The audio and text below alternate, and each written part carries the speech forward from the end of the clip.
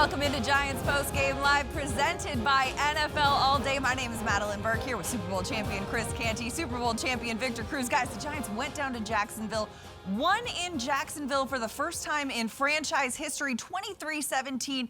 What an incredible defensive stop to secure that win, Chris. Yeah, that's a big-time effort by the team, and the defense in particular. They were great on third downs and good in the red zone. You saw the key takeaway that they had in the first half, but then also having the turnover on downs early in the fourth quarter set up the game-winning drive for the New York Giants. Yeah, the defense now has 10 takeaways on the year, absolutely balling, playing really good, sound defense. You can tell that they're coming in with a game plan, and they're executing it at a high level, and Daniel Jones put some drives together to keep this team afloat and put them in the lead. And we'll have more about that further down the line. Absolutely, and 6-1 for the first time since 2008 for this Giants team. But a lot of credit to this defense, but also the offense. You know, facing the Jacksonville defense that is number 3 in run defense. Giants a run-heavy team, but they made adjustments. Daniel Jones came up clutch.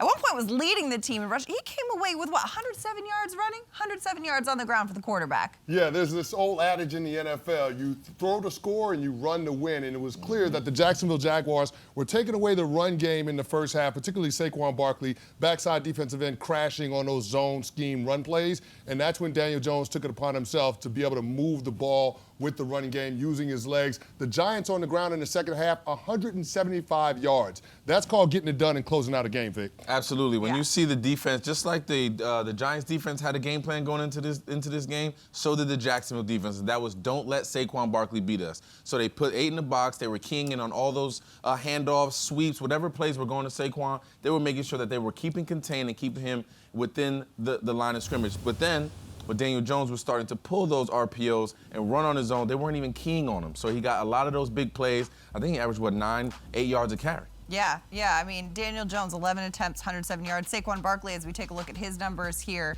and Daniel Jones' numbers here, too. This is just an incredible 1-2 punch, and the value right here of having a quarterback like Daniel Jones who has that option, who can use his legs, because when you've got a running back like Saquon Barkley, like you mentioned, that the defense keys in on, Daniel Jones can very easily get, a first down and more. Yeah, I think they did a good job of just taking what the defense was giving them. You saw they were taking away Saquon. You saw those running lanes weren't open for him. So Daniel Jones understood that task and started to pull the ball and get what he can get. He was sliding, making sure he was safe with the football, not turning the ball over again this week. So anytime we get those check marks, it's a recipe for success. And it's the first time since 2010 the Giants have had 2 100-yard rushers in the game. Take it. And it's the running back and a quarterback right there doing it. Love to see it, too. But, we're talking so much about this run game. The passing game really got going as well. Daniel Jones, again, threw for 202 yards and a touchdown. Well, to me, the most impressive part of the passing game is Daniel Jones not making that consequential mistake that gives the Jacksonville Jaguars an extra possession or field position. He was able to take care of the football, and credit to that offensive line for creating a clean pocket for Daniel Jones, even down 2 starters, Evan Neal and Ben Bredeson. Those guys up front did a really good job, and Daniel Jones was able to see downfield with the lanes they created to deliver accurate strikes, and when receivers didn't uncover, he was able to take off and run and scramble and make some yards. And shout out to the offensive line, even down the stretch in the fourth quarter, getting those running lanes open for Saquon, getting those first downs on the ground, creating those open lanes for those RPOs when Daniel Jones would pull it. They did a tremendous job getting pressure and getting force down the field against that tough front 7 of the Jacksonville Jaguars. And, of course, Ben Bredeson and Evan Neal both went down with knee injuries in that second quarter. Hopefully we'll see them improve as well. But Adoree Jackson, one of the players who made some big plays on defense for this Giants team, he's with Paul Dottino on the field. Key series in the final 5 minutes. You guys stopped Lawrence on a 4th and 1 in your territory. Thought it was huge. Yeah, I feel like the defense just trying to bow up and understand that we didn't really play our best.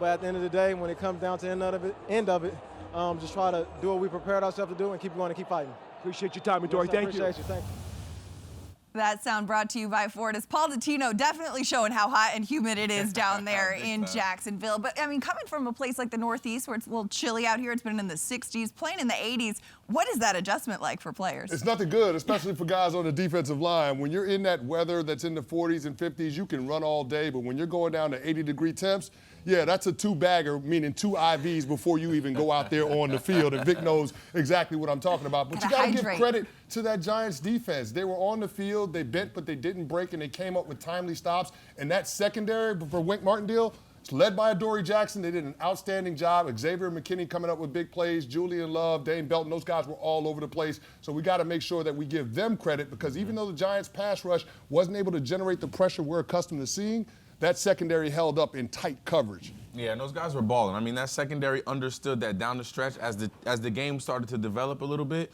you knew down the stretch they were going to throw the football. Lawrence was going to throw that football down the field, try to get his receivers open, try to make that big play down the field, and that secondary held up. Adoree Jackson had some big-time PBUs to really change the complexion of the football game. Giants improving to 6-1, raising the stakes like Ben and Jax. That's how we transition, ladies and gentlemen. Guests of our post-game show received a gift certificate to Ben and Jax, located on 44th Street in Manhattan. From the celebrated porterhouse to finer seafood, Ben and Jax will surpass your expectations of what a steakhouse should be. We've got much more to come here on Giants Postgame Live. After the break, we're going to hear from head coach Brian Daboll, that and much more. Stay with us. We'll be right back.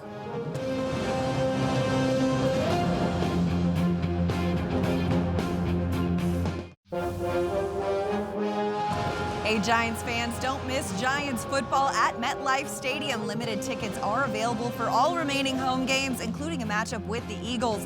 Visit Giants.com/tickets to find your game this season and secure your seat at MetLife Stadium. We know that Big Blue needs that support from the fans. Giants coming away with a 23-17 win over the Jaguars in Jacksonville. Let's send it back down to the field where Paul Dottino is with Andrew Thomas. Andrew, another gutsy victory for you guys. You lost two of your fellow linemen due to injury during the game. It speaks a lot to the guts of you guys. Yeah, we just try to be resilient. When we have injuries, it's a tough thing, especially as offensive line. Camaraderie is a big thing, but the guys came in, did a good job. We just continue to fight. Another 100-yard performance by Barkley and also by your quarterback, Daniel Jones. These two guys are really doing great things this year. No, they're definitely leading our team. They make explosive plays for us and make it easy for us up front. What do you think about 6-1? Oh my goodness, a lot of people are shocked. That's a great feeling. Enjoy this one for 24 hours and then we're back on it again, 1-0, trying to go 1-0 every week. Andrew Thomas, thank you. That sound from Andrew Thomas brought to you by Ford. Words we keep hearing as the Giants improve to 6-1. Gutsy, resilient. What is the formula for success for this team? Well, I think it first starts with believing in what head coach Brian Daboll is doing, and success breeds success. The fact that these guys have been able to get out to a 6-1 start, that's just reinforcing the roles that Brian Daboll has cast these players in. And when you saw the Jacksonville game and how it unfolded, ultimately it was about being able to control the line of scrimmage, both in the run game, but also the pass rush for the Jacksonville Jaguars. They didn't allow a lot of hits on Daniel Jones, and they were able to assert themselves in the second half with the run game, opening up holes for Jones and Saquon Barkley. When you go on the road in the NFL, you usually have a formula for success on offense. You want 50 plus runs and completions. Today, the New York Giants, 58 combined runs plus completions. That tells the story about what happened in this game. And that's the balance that you speak of, that you want as an offense, that you want as a team in general. When you see the tail of the tail is 50% on third down, completing third downs, making sure that you're making those big plays, making sure that you're understanding what's being presented to you as an offense and then as a team as a whole. But this team is gritty. This team has guts. You can see that week in and week out. This team is actually putting the team on their backs and understanding what needs to be done and just executing the game plan that's put before them. Well, and we've seen so many times so far this season the way the Giants can finish a game, the way that they can fight from behind, the way that they can secure a win in the fourth quarter. But one of the points of emphasis this week was starting strong. And the Giants had a touchdown on their first possession today. That was the first time this season they've done so. How important is that to set the tone to say, hey, we're going to come out swinging? Well, as a receiver, you love it because you understand that we're going up top early. We're going to give these guys a chance. We know maybe they've seen something in the secondary, a weakness, or just saying, hey, we're going to sit back and attack these guys a little bit. We're going to throw the ball downfield, going to give Daniel Jones some confidence going in and see what happens. And it paid off on the first drive, got that touchdown to Slayton. We kind of got his morale boosted a little bit, get those receivers going. Whenever you get a pass in the first series of the game, let alone for a touchdown, you're excited, you're in the game, and that breeds, that energy breeds throughout the entire team. And Vic, it's got to be something that head coach Brian Daboll is preaching with this team having a negative first half scoring differential. We know how great they are in the second half, particularly in the fourth quarter, plus 26 scoring differential in the fourth quarter. Yeah. But Brian Daboll is saying, hey guys, we can't rely on having double-digit comeback after double-digit comeback week in and week out. They needed to get out to a fast start, show that they can win games a different way, and I think today they proved that. Proving it, winning in various ways, but improving to 6-1. 6-1 for the first time since 2008 for this Giants team. We love to see it. We've got more to come on the program, but first, make sure that you check out the Giants app. The New York Giants official mobile app is your destination for all things New York Giants. The updated mobile app includes the best Giants highlights, news, videos, photos, and podcasts available for free for Apple and Android phones and tablets. Stay with us. We got more to come on Giants Postgame Live.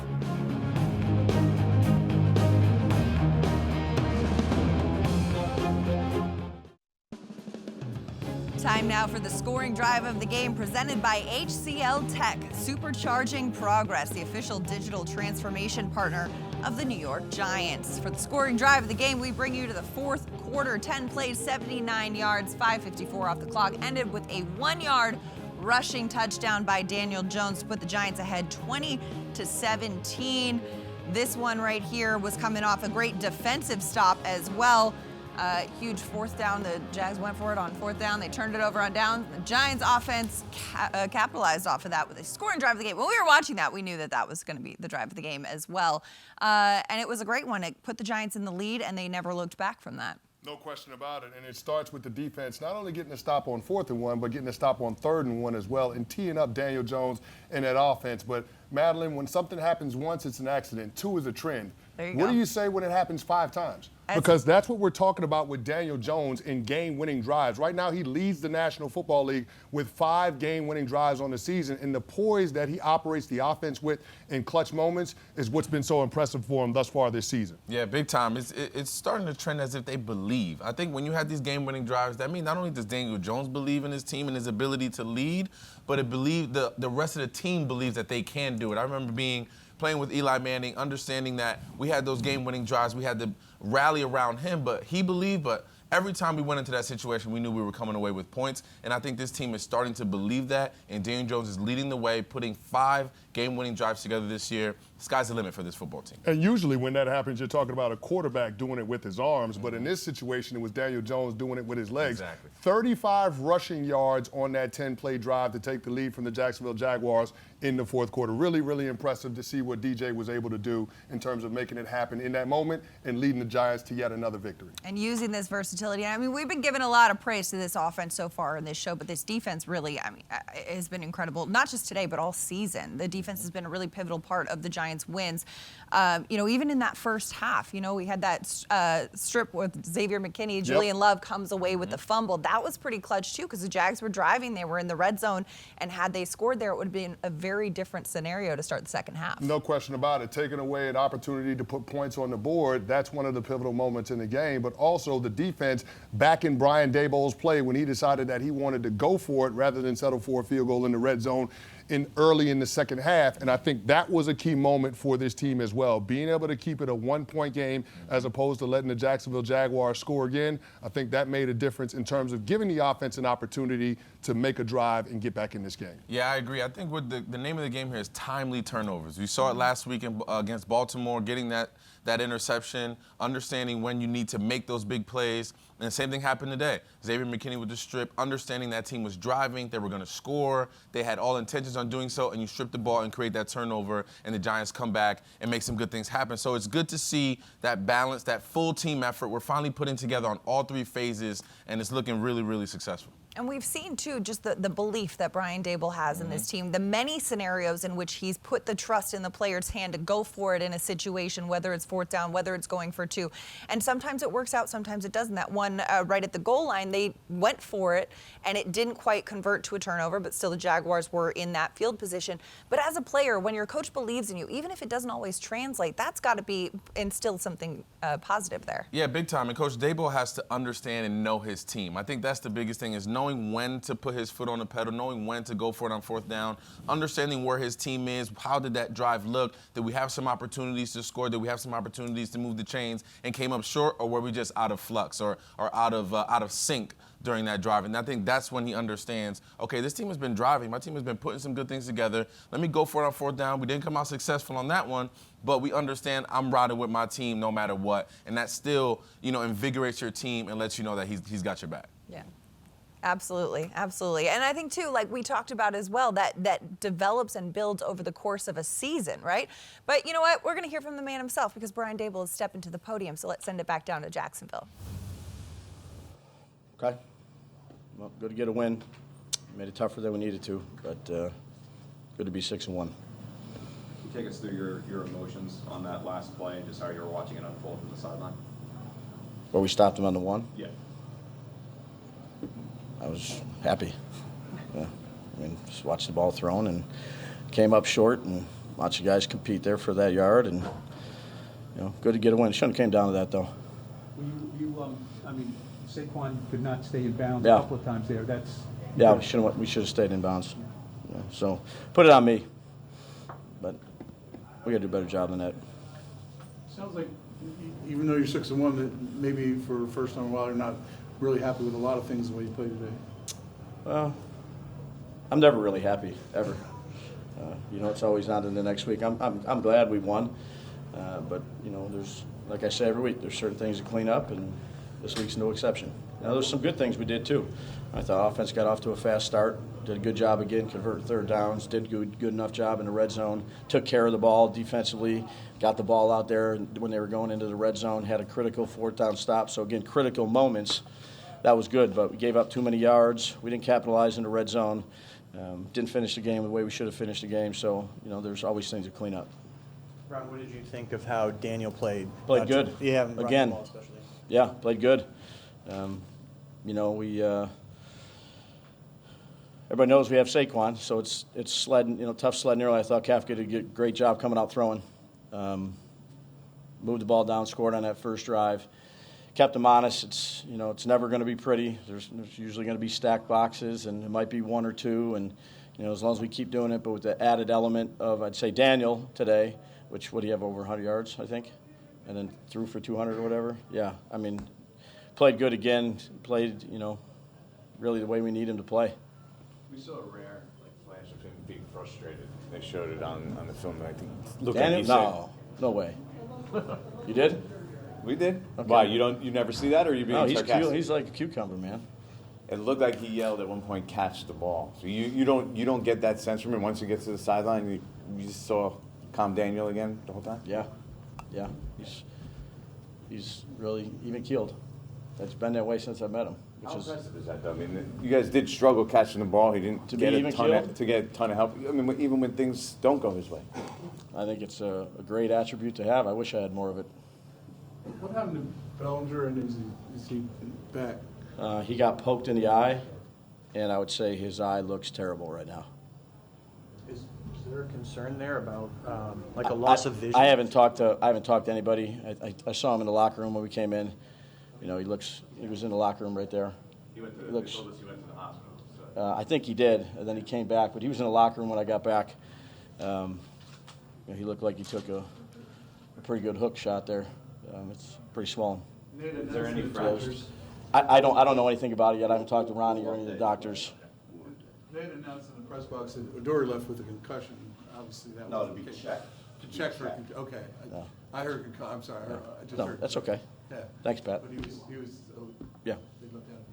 How much did the injuries force you to change anything you wanted to do offensively? You got 2 new linemen. Well, we had a couple of different personnel groups we couldn't get into. I thought Bobby did a great job. Again, Phillips had to jump in, and then Zudu. So again, young players that haven't played a lot of football in this environment, a close game. Went in there. We'll see how it looks, but that's why we talk to all our players every week. I talk to you guys about it, whether it's 7-on-7, 1-on-1 stuff. We're going to continue to develop the depth of our roster and the young players, and they got to be ready to play when called upon. You had a couple guys today, Jalen, and Landon comes up with a big stop on third down, and then Jalen is in on the 4th and 1. These are guys that weren't even on your roster. Yeah. Ben Fabian probably at the end. I mean, is that kind of the story of the way things have gone for you guys so far? Yeah, well, like I've said before, whoever's in our building, it's our job as a coaching staff to get them ready to play. It's their job to be a pro and learn how to play, and that's why we evaluate these players. We practice them hard, and if we feel like they can help us, they play. And that's, I think they did a good job stepping up. Again, Slayton early in the game, it was a nice go ball that Daniel threw, and those guys stay after practice, work real hard. It's, good team win, but certainly things to do better. impressed you most, Brian, about Daniel today?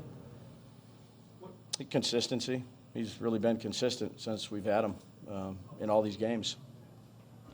Makes the right decision, throws it to the right guy. He's operating our offense the way we need him to operate our offense.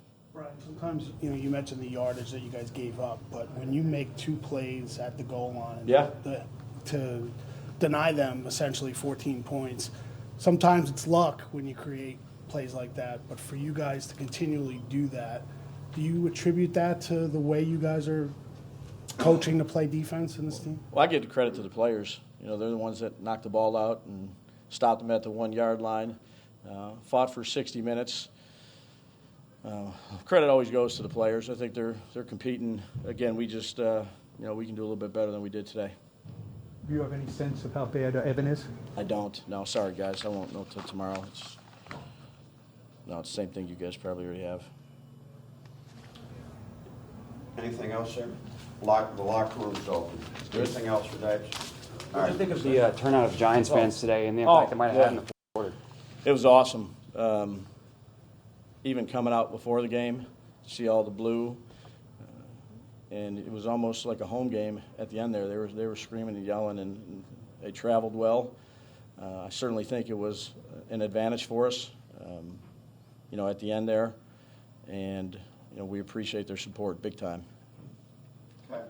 All right, we'll bring Daniel in, Saquon, Slayton, and That sound from head coach Brian Daboll, brought to you by Ford. Sending praise to some of those Giants fans out there he was appreciating. Charlotte Carroll from The Athletic was tweeting that fans are still chanting "Let's go Giants" out there in Jacksonville. Because one thing that really stands out too about this is just while we were watching Coach Daboll speak, the numbers were scrolling and Daniel Jones's numbers came up. And Vic, you made an interesting comment there. Yeah, I'm just reading the numbers: 19 to 30, 202 passing yards, and you look at the rushing yards: 11 rushes, 107. I'm like, is that Lamar Jackson or is that Daniel Jones? You know what I mean? So it's just a tribute to his consistency, and I think now he's getting comfortable. Now he's understanding he's taking what the defense is giving him. They were stopping Saquon a lot on those RPOs, on those inside runs, so he just started to pull him and take what he can get, and he took 107 of those rushing yards. So it was just fun to watch, fun to see him kind of continue to develop as a player and really take control of this offense and command exactly what he wants to do out there. Absolutely. The offensive line is a great story on the year, but the story of the year is Daniel Jones' development and him finally taking the reins of this team. And as Brian Daboll said, being able to operate the offense with confidence, I think that speaks volumes. And now, guys, the New York Giants are in a position where everybody's asking, is this the best team in the NFC? Legitimate question. They can't dismiss it after seeing what we've seen the last 3 weeks. Absolutely. The win across the pond against the Green Bay Packers, at home against the Baltimore Ravens, and then on the road against the Jacksonville Jaguars. This is an impressive outfit. On a strong start to this season, 6-1. Did I mention the Giants are 6-1 right now? I don't know if I've mentioned that, but 6-1. We got more to come on the show after the break. We're going to hear from quarterback Daniel Jones. That and much more as Giants Postgame Live, presented by NFL All Day, continues after this.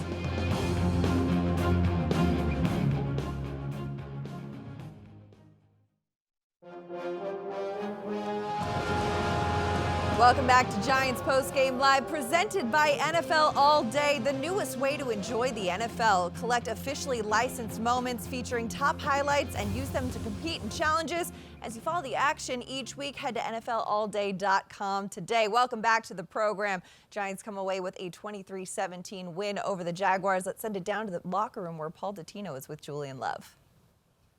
So, Julian, ultimately, after a very long afternoon, Kirk winds up catching a pass from Lawrence down to the 1-yard line, and you and McKinney have to stop him. Yeah. That play must have taken about 5 years while that ball was in the air. Oh, my gosh, yeah. You see him, that little bendy little Panther play.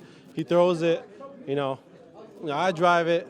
Honestly, the credit for that, I feel like, goes to Fabian Monroe. He stopped the momentum of him. I was trying to wrap him up, bring him down. Zay came over, and so that was a key play. You want to get him down. They had no timeouts, and, gamed him.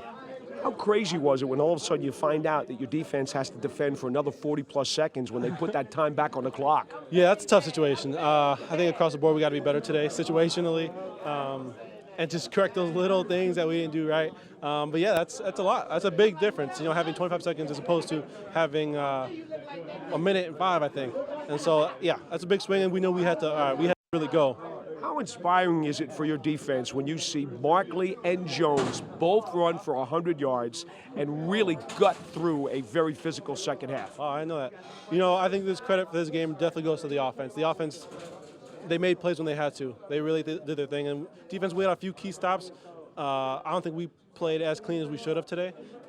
But, yeah, to see Saquon and DJ play the way they did, I mean, DJ had a heck of a game. And, you know, that's who he is. He's a game player. Well, I don't want you to shortchange the defense. You did have a fourth down stop now on Lawrence's sneak. Yeah. And, by the way, your special teams with McLeod getting that deflection on the point after. No, that's fair. I think you think of a few key plays. McKinney forcing the fumble down the red zone. Sure. That's huge. I mean, a red zone turnover is huge. And then Nick McLeod blocking the kick. I mean, that's his guy stepping up and doing his thing. And then, yeah, the fourth down stop was huge, 4th and 1. Those key plays helped us win the game for sure. And then we just got to clean up the rest of the stuff. So, but key plays helped us out. Julian Love, thanks. That sound from Julian Love brought to you by Ford. Always got to have some room for improvement, right? I appreciate the humility and the reality there, but, you know, the turnover battle is an important one. Giants win the turnover battle with that important turnover we talked about earlier in the show.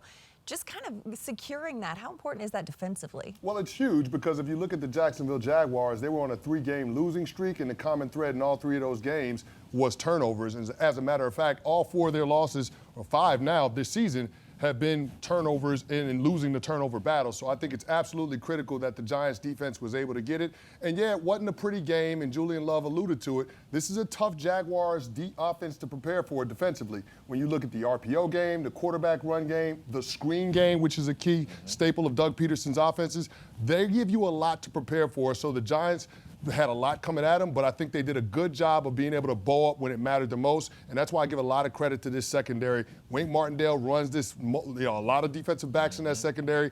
They're one of the teams, 5 or more DBs 67% of the time in that secondary. So those guys are going to play a critical role, and they were up for the task today's game. And it just shows you how locked in the secondary has to be week in and week out, because you never know when your number's going to get called. You never know what packages are going to be introduced this week. I'm sure preparing for Lamar Jackson a week ago was a totally different type of package than you are preparing this week for Doug Peterson's offense. But we know if we go back to Doug Peterson in Philadelphia, ton of creative play calls, ton of creative situations and matchups and things he likes to do with the football. So we definitely, Daboll and that staff had a lot to prepare for, but did a tremendous job of keeping everything in front of them, making sure that they're making the last play of the game. And when it came down to making the play, whether it's a 4th down stop, whether it's a 3rd and 1 stop, whether it's Daniel Jones driving, taking those RPOs himself and rushing the football, I think those little things really helped change the complexion of the football game and really got everybody cued in and energized. And that just kind of even-keeled nature, keeping guys locked in from Daboll, is just unprecedented. I don't know. I lost the word. You know, this is live TV. It's not easy, folks. We got it. You know. We're excited about the Giants being 6-1. We can't help it. It's just like, this is all good, right? All right, we got more to come. After the break, we're going to hear from quarterback Daniel Jones. But first, make sure to check out Giants TV, the Giants' official connected TV streaming app. Giants TV brings original video content and game highlights on demand and direct to Big Blue fans. Giants TV is free on Apple TV, Roku, and Amazon Fire TV, and in the Giants mobile app.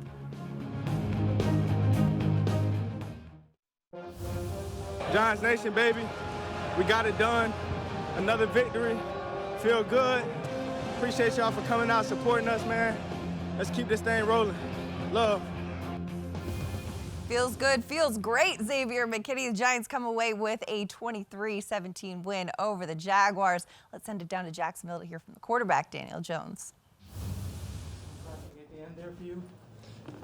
Yeah, went down to the wire there. Defense did a good job holding them ultimately, but yeah, did enough to win. Obviously, there's some plays we'd like to have back, but you know, it's a good team we played and did enough to win. 107 rushing yards. How did that? Were they focused on Saquon, so you took advantage of that deal? Yeah, I think so. I think that was a big piece of it. He attracts a lot of attention, rightfully so, and then some things open up off of it. So I thought the offensive line did a great job controlling the line of scrimmage throughout the game, and there's some opportunities for us to make plays. Daniel, what were you thinking when you had lost 2 of your offensive linemen in the first half? What was going through your mind? Yeah, it was tough. Always tough to see guys go down. big players for us and key players for us. But I thought the guys came in, stepped up, and played really well. Josh and Tyree did a great job throughout the game. So, a lot of faith and confidence in them. We saw a little frustration come out of you after the fourth down drop there at the goal line. Are you surprised by that to come out of yourself? Your coach was very surprised that came out of you. Yeah. Heat of the moment, and I wish I could have that situation back. I pride myself on being composed in those situations, and I wasn't there. So, I got full faith and confidence in the world and in Marcus, I was, disappointed I let that happen. It seemed like Jacksonville's defense made mistakes and were able to keep you guys on the field. Just as a player, what does that do for you when they're making the mistakes and you can extend the drives?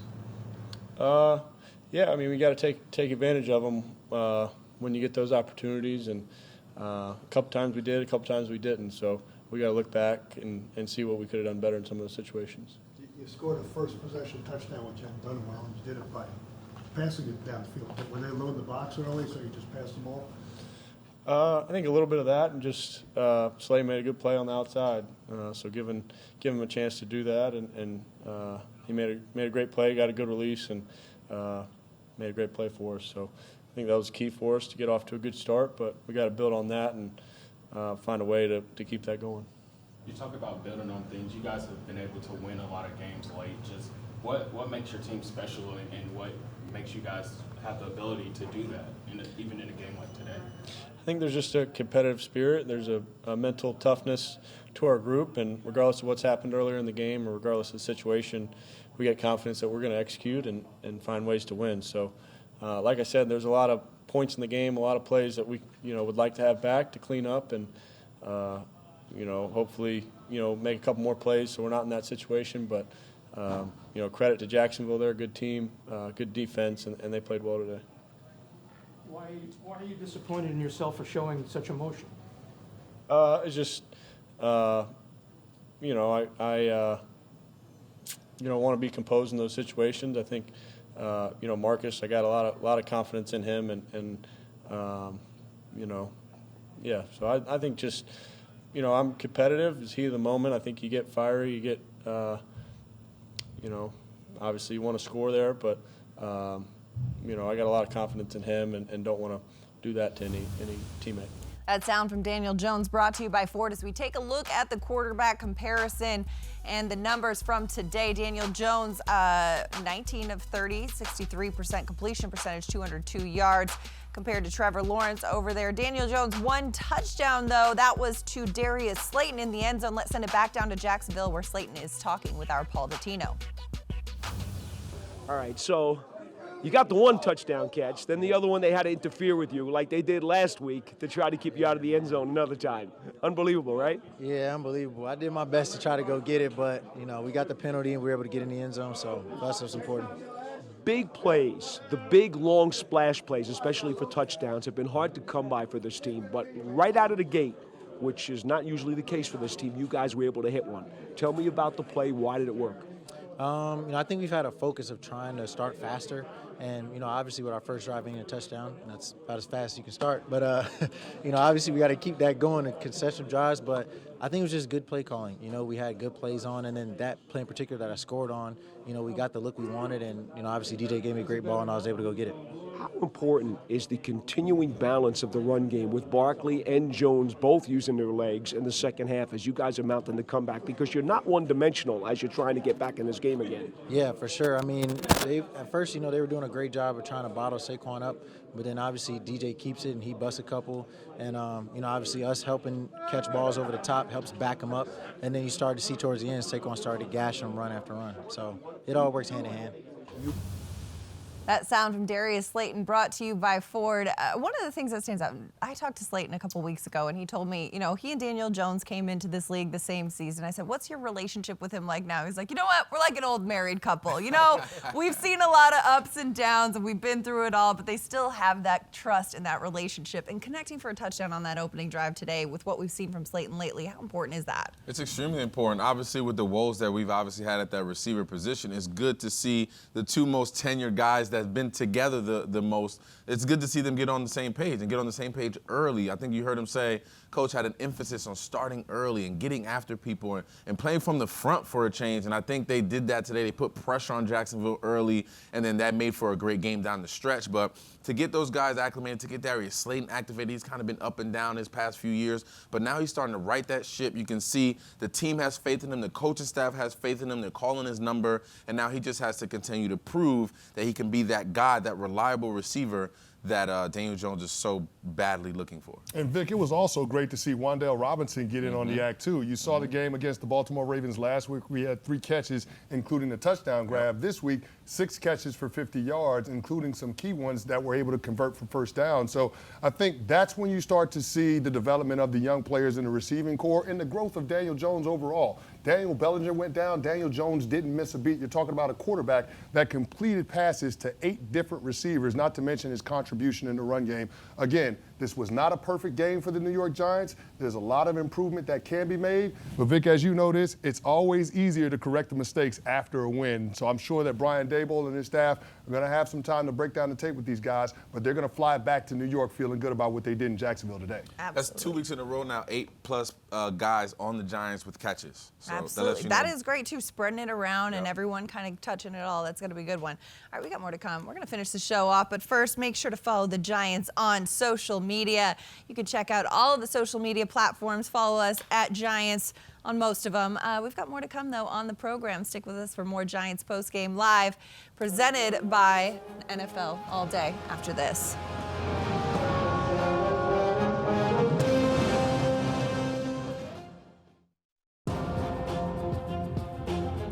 Giants fans, check out the Coach Daboll Show presented by Stop & Shop. We'll look back at today's game and look ahead at next week's matchup. It's the Coach Daboll Show, airing every week on MSG Network and on the Giants' social media platforms. Welcome back to Giants Postgame Live, presented by NFL All Day. The Giants come away with a 23-17 win. Let's send it down to Saquon Barkley. Just the way to pull it out. We fought. Found a way to win the game, football game. Obviously, I got to be way better in situational football there. Not even putting us in that situation, giving Jacksonville another opportunity with that much time on the clock. But defense had my back, not only my back, but the offensive back. And, we trust each other, and we were able to get a win. Did you lose your balance on that play? Just got to do better. I'm not going to make any excuses. Just got to be better. That's really it. I'm expected to, understand the situation. I knew the situation. I tried to get down, but got to do a better job of it. What was it like for you to have to be on the sidelines watching that final minute then? What was going through your head? You know that you're the reason why they're even in that situation, or I forgot how much time they would have had. But with a minute 4, you believe that, our defense is going to get the job done. But in my mind, I'm just like, damn, I can't even put us in that situation. But like I said, it came down literally to the last second, probably 2 yards. But this team has grit, the team has fight, and, we found a way. How long do you hold stuff like that? Will you be rid of it by the time you get off the plane back in New York? To be honest, I'm going to find a way to close my eyes, whether it's tonight, whether it's on the plane, play it back in my head, do it the right way in my head, and move on.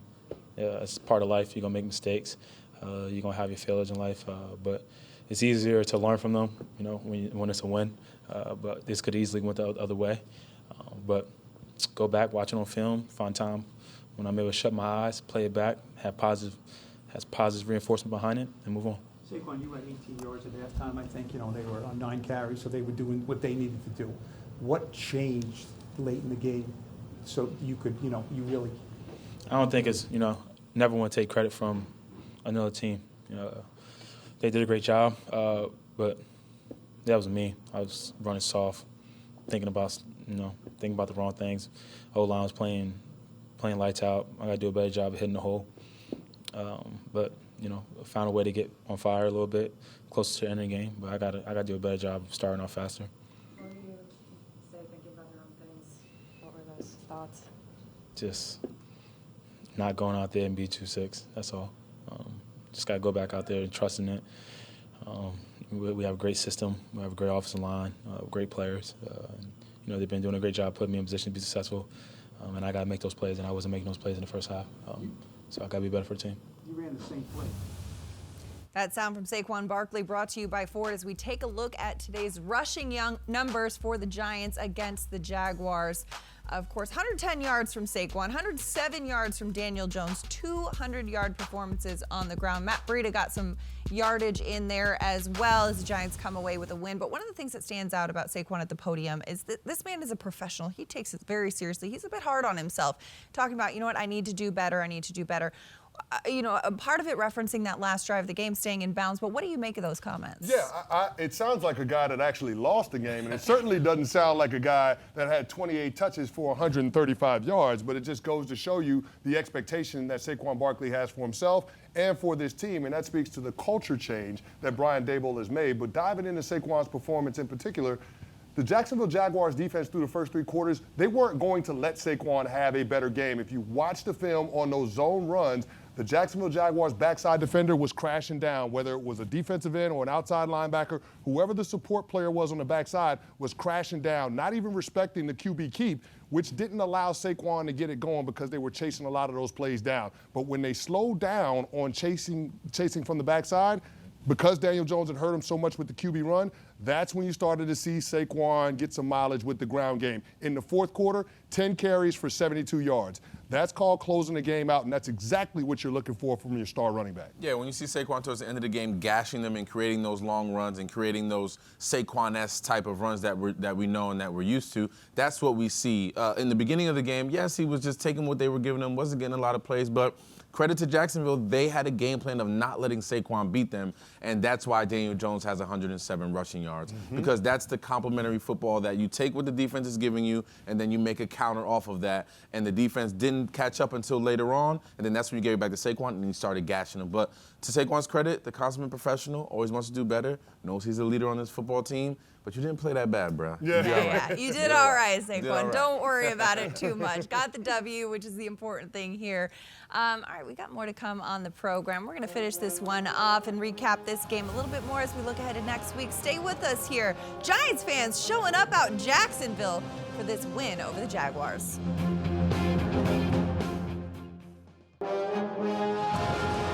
Hey Giants fans, check out the Eli Manning Show presented by Panini Prism Trading Cards. All you have to do is subscribe to the Giants YouTube channel to catch all of the new shows. This week, look at this, guest Stephen A. Smith hanging out with Sean and Eli. It's the Eli Manning Show, new episode this Thursday, October 27th on the Giants YouTube channel. And he even got a jersey out of that one too. I love this. You love to see this. Stephen A. Smith in the house, right? Right? Look at that. The Giants got another win, improved to 6-1. I don't know if we've mentioned that yet, but you know what? I'm going to keep saying it because it's fun to say. But we got to look ahead to next week. But first, look at the division right here. The Eagles, of course, on a bye. The Giants in second place at 6-1. Cowboys at 5-2. Commanders at 3-4. The Giants don't have another division game, though, until Thanksgiving against the Cowboys. So playing a lot of this out-of-division football, including next week, they're starting off with the Seahawks at 4:25 in Seattle. But gaining ground in the division really is important to be playing each other, right? No doubt about it, and that's not going to happen until later in the calendar, but you got to still stack your wins where you can get them, especially against NFC teams, because Seattle figures to be a squad that's going to be in the mix. We know how well Geno Smith is playing. Sorry, Jets fans, but Geno Smith is balling. He's 4th in QBR through the first 6 weeks of the NFL season, and while the Seattle Seahawks defense isn't great when it comes to total yards or scoring defense, one thing they do well is take the football away. Very opportunistic defense led by rookie cornerback Tariq Willett. And Vic, I know you're high on him. Yeah, big time, man. That kid's a baller. He understands how to play the position at a very, very high level. Just a rookie, but understands exactly how to get it done. But we got to be prepared. We know this team's going to come in well coached, just like we are. They play good defense, just like we do. They have an offense that can move the ball downfield and play sound, safe football, which we do the same thing. So it's going to be like looking in the mirror a little bit, but we have to understand execution is the key. Holding on to that football is the key, Daniel Jones. No turnovers again. We need that same consistency, and then good things will happen at the end of the session. Right. Seahawks have had at least one takeaway every game for the last 4 weeks. Not sure yet about today because they're playing the 4:25 game against the Chargers. But you know what? This will be the last game before the Giants head out onto their bye week. You want to go to that bye week, with good success feeling. going. Good Keep it rolling. Keep it rolling. For Chris Canty and Victor Cruz, I'm Madelyn Burke. Thanks for hanging with us on Giants Postgame Live presented by NFL All Day. We'll be back here next week after the Seahawks game. Tune in and join us.